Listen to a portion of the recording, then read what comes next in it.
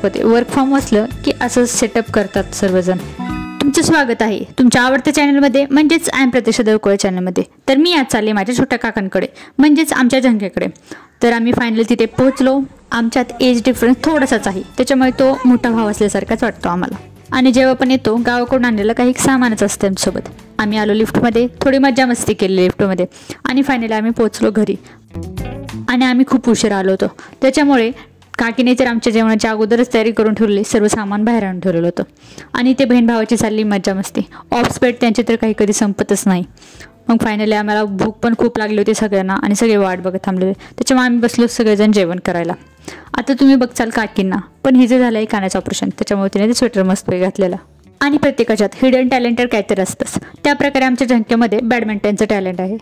तो नेहमीच बॅडमिंटन खेळत असतो. त्याचे हे टॅलेंटवाले व्हिडिओ आम्ही सर्वजण बघत बसलो आणि अशा प्रकारे व्हिडिओ बघून नंतर झोपलो. आणि उद्या सकाळी उठल्यावरती सकाळ आमची खूप छान. थंडी असल्यामुळे खूप लवकर उठू वाटत नाही. गॅलरीत झाडे असली की खूप छान वाटलं. आणि मग गॅलरीतून बाहेरचा व्ह्यू बघत असाच थोडा वेळ टाईमपास केला. तिथेच गॅलरीत मला सापडल्या ह्या जुन्या फ्रेम. म्हटलं या फ्रेम होतील आपल्याला क्राफ्टमध्ये यूज. चला तर म्हटलं तिच्याकडून घेतल्या. त्यानंतर श्रेयसला जातो सकाळचं स्कूलला.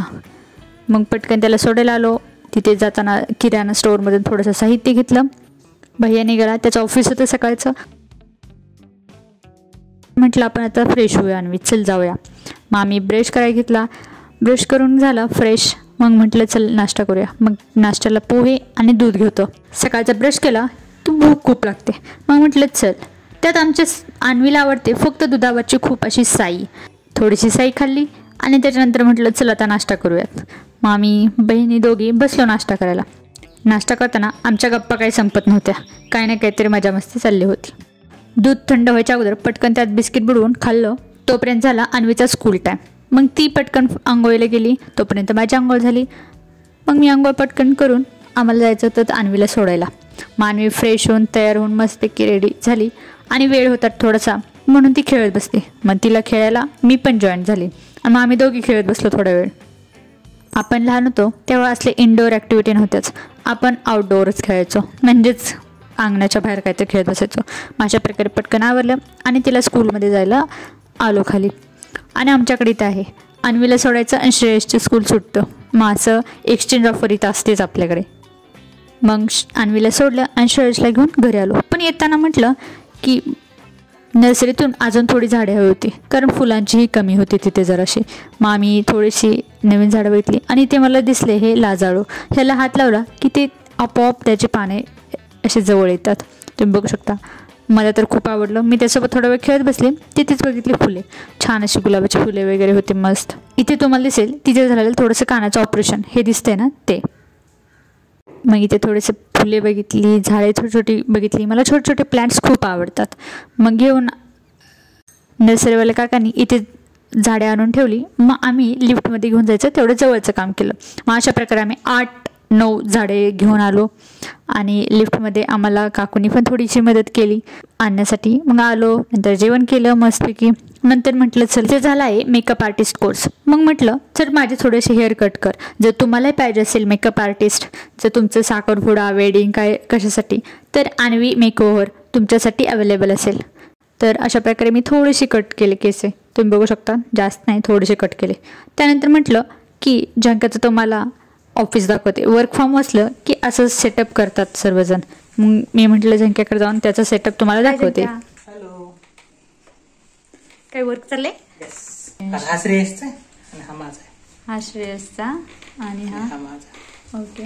आणि तो आहे कॉग्निझंट एम्प्लॉय, बघू शकता तुम्ही. आणि त्यानंतर म्हटलं चला बाहेरचा व्ह्यू बघूया. आणि तो साईड विंडो साईडलाच आहे तिथे त्याच्या. आणि तो विंडो साईडला असल्यामुळे मस्तपैकी फ्रेश हवा येते. हे त्याचं सेटअप झालं. आणि आपल्याकडे हिडन टॅलेंट म्हटलेलेच मी तुम्हाला पहिल्यांदाच. तर अशा प्रकारे आमच्या श्रेयसकडे आहे हे पियानो वाजवण्याचं टॅलेंट. ह्याच्यावरती व्हिडिओ करू.